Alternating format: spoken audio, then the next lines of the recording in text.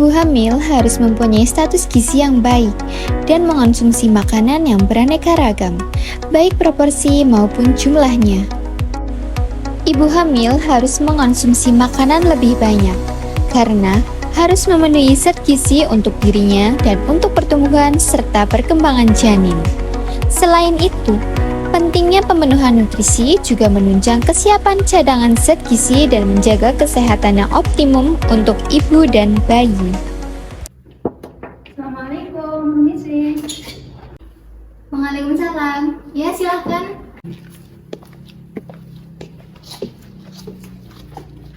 Silakan Ibu, duduk dulu.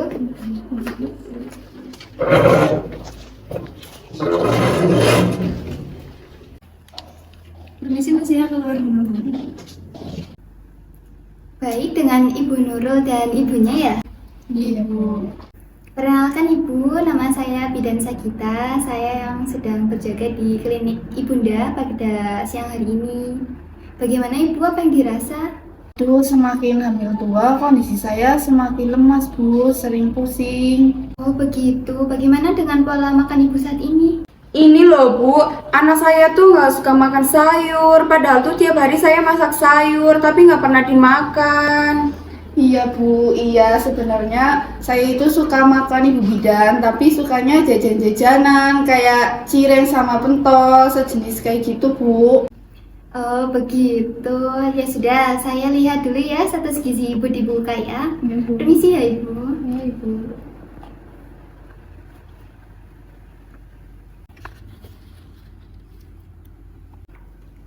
Ya Ibu, saya sudah lihat di sini kenaikan berat badan Ibu perlu ditingkatkan lagi ya. Selanjutnya kita lihat kadar hemoglobin Ibu.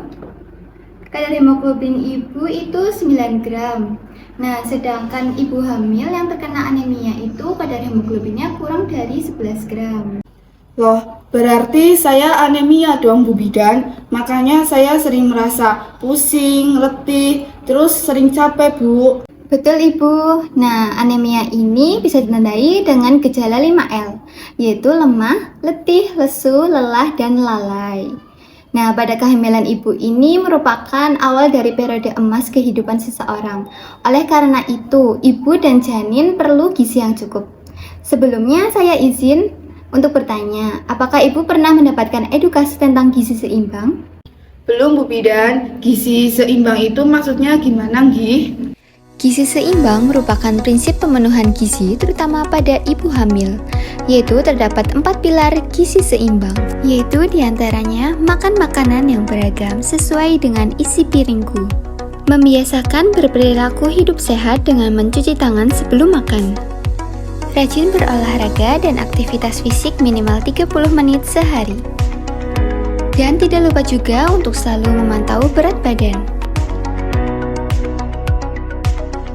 Kebutuhan gizi untuk ibu hamil setiap harinya bertambah sesuai dengan usia kehamilan. Kecukupan energi selama kehamilan yaitu tambahan energi sekitar 285 hingga 300 kalori per hari atau setara dengan 2 hingga 3 piring, terutama pada trimester 2 dan 3.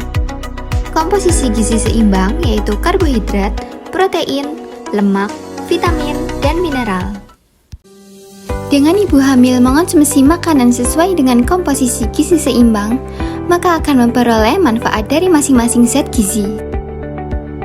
Karbohidrat mempunyai manfaat sebagai sumber energi yang dapat diperoleh dari sumber makanan gandum, beras, kentang, singkong, ubi jalar, jagung, kacang-kacangan kering, dan gula.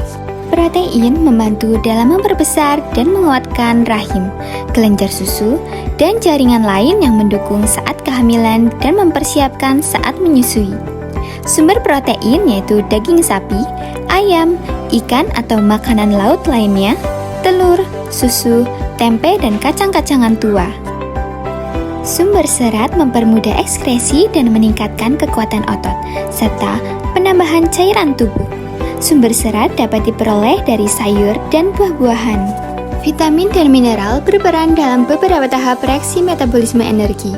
Kebutuhan vitamin yaitu vitamin A, B, C, dan D. Jenis mineral yaitu kalsium, fosfor, Fe, zinc, dan asam folat. Cairan digunakan untuk mencegah dehidrasi dan mencegah konstipasi. Kebutuhannya yaitu 2,5 hingga 3 liter per hari.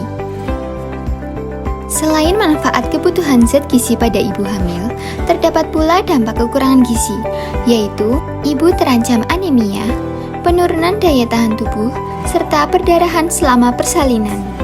Sedangkan terhadap janin, yaitu janin terancam lahir prematur, lahir meninggal, gangguan pertumbuhan janin dalam kandungan, gangguan pertumbuhan volume otak, bayi lahir selamat, tetapi ada hambatan pertumbuhan setelah kelahiran. Berikut ini terdapat cara mengolah dan menyajikan makanan agar zat gizi dalam makanan tercukupi dan tidak berkurang. Di antaranya yaitu, pastikan bahan makanan masih segar. Hindari merendam sayuran yang sudah dipotong terlalu lama, agar vitamin B dan C tidak larut dalam air. Selalu gunakan peralatan memasak yang bersih. Sebaiknya, sayuran tidak direbus terlalu lama, agar vitamin di dalamnya tidak hilang. Masaklah daging dan ikan sampai benar-benar matang. Hindari penggunaan peralatan dari bahan plastik untuk menyajikan makanan yang masih panas, serta tidak dianjurkan menghangatkan makanan berkali-kali. Tahukah ibu, isi piringku menentukan kesehatan ibu dan janin. Pastikan selalu perhatikan porsi idealnya ya. Untuk sajian sekali makan dari setengah piring, 2/3-nya sayuran, 1/3-nya buah, dan setengah piring lainnya 1/3 lauk pauk dan 2/3-nya makanan pokok. Makanan sehat itu mudah kan? Ibu dapat menggunakan pangan lokal di sekitar dengan terjangkau. Baik Bu, seperti itu penjelasannya. Apakah sudah jelas? Jelas Bu. Baik, alhamdulillah kalau begitu. Kalau begitu saya izin bertanya ya. Seberapa penting sih zat gizi pada ibu hamil? Sangat penting Bu Bidan, karena gizi itu penting untuk kesehatan saya serta pertumbuhan dan perkembangan janin saya. Nah, untuk sumber karbohidrat itu kan ada nasi. Nah, selain nasi itu apa sih yang bisa Ibu Nurul makan? Selain nasi, saya bisa mengonsumsi jagung, gandum, kacang-kacangan, dan kentang Bu. Betul Ibu. Nah, selanjutnya Ibu harus makan apa sih biar kelenjar susunya tuh sudah siap untuk menyusui besok? Untuk menyiapkan ASI saya bisa mengonsumsi daging sapi, daging ayam, ikan, kemudian telur, susu, dan tempe bumbu. Betul Ibu. Nah, sampai saat ini pemahaman Ibu sudah baik. Semoga ilmunya bermanfaat ya Bu.